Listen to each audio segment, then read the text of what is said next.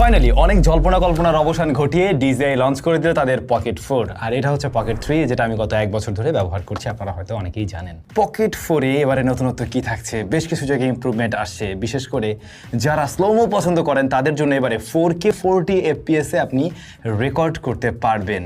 এবারে সরাসরি এর বডিতেই ভিডিও রেকর্ড করা যাবে, অর্থাৎ 107 জিবি পর্যন্ত আপনি স্টোরেজ পেয়ে যাচ্ছেন, যেখানে পকেট 3-তে কিন্তু আমরা কোনো স্টোরেজ পাইনি, বরং আলাদা করে মেমোরি কার্ড ব্যবহার করতে হতো। হ্যাঁ, এটা তো মেমোরি কার্ড ব্যবহার করতেই পারবেন, সেক্ষেত্রে আপনি 1 TB পর্যন্ত ব্যবহার করতে পারবেন। ব্যাটারিতে ইমপ্রুভমেন্ট আসছে কিছুটা, জয়স্টিকটাতে পরিবর্তন আসছে, নতুন করে বাটন অ্যাড হয়েছে, এমনকি ডিসপ্লের ব্রাইটনেস বেড়েছে। আগেরটায় ছিল 750 নিটস বোধহয়, এবারেরটায় 1000 নিটস ব্রাইটনেস রয়েছে, সুতরাং আপনি আউটডোরে খুব সহজে এবারে ভিডিও শুট করতে পারবেন। ক্যামেরায় মেগাপিক্সেল বেড়েছে, আগেরটায় অনলি আমরা 9.4 মেগাপিক্সেল দেখতাম ছবি তুলতে গেলে, বাট এখন কিন্তু আপনারা 37 অর্থাৎ 37 মেগাপিক্সেল মোডে ছবি তুলতে পারছেন। পকেট 3-তে ব্যাটারি ছিল 1300 mAh এর, এবারেটা এসে 1545 mAh হয়েছে, এবং যে কারণে ওজন একটু বেড়ে